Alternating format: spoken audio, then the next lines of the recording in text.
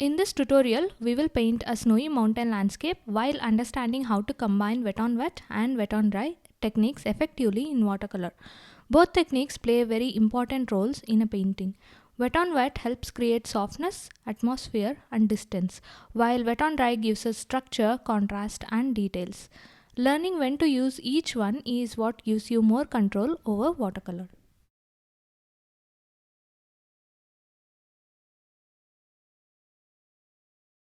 Begin by evenly wetting the paper and painting a soft sky wash. Since the paper is damp, the colors blend naturally and create smooth transitions without harsh edges.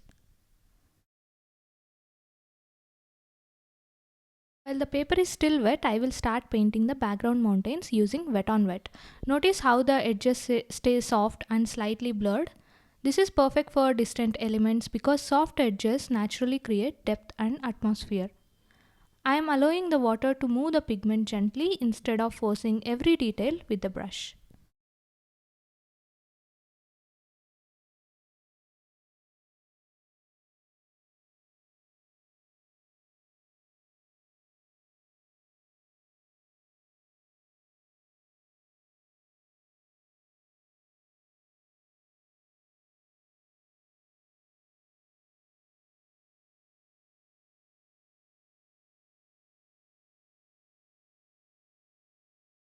Important thing with wet on wet is timing. If paper is too wet, the paint spreads uncontrollably. If it's too dry, you lose the softness. So I'm working on paper that still has a soft sheen but no puddles.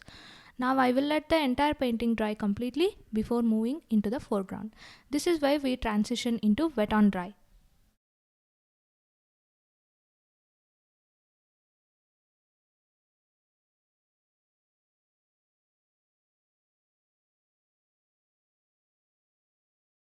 The darker mix of Pines Grey, I will paint the foreground mountains directly onto the dry paper. Notice how much sharper and more defined the edges become immediately.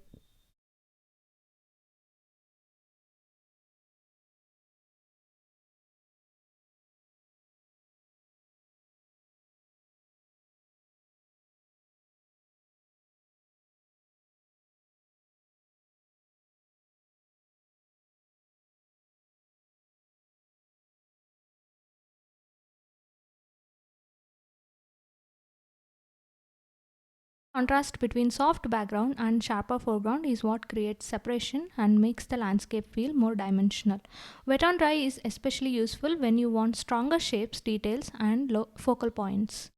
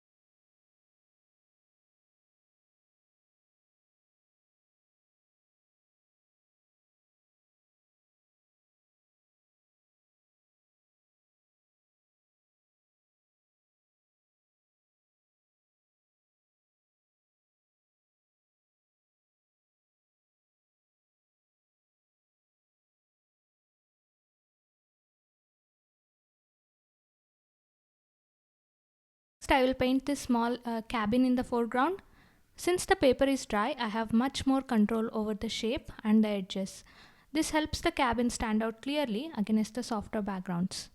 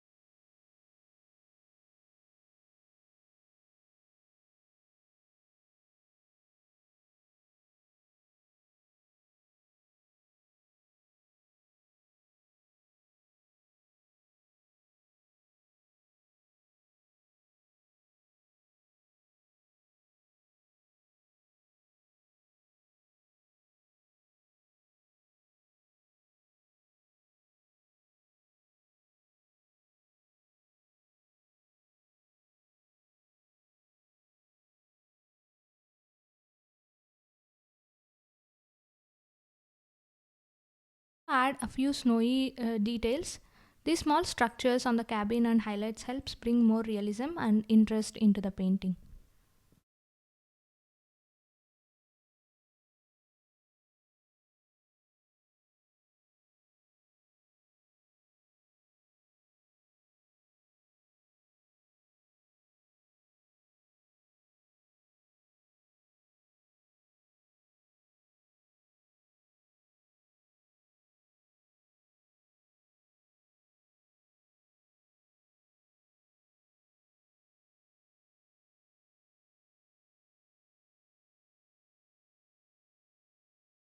Also add some snowy foreground details. This is wet on wet. Again, we are using wet on wet to create this soft foreground details.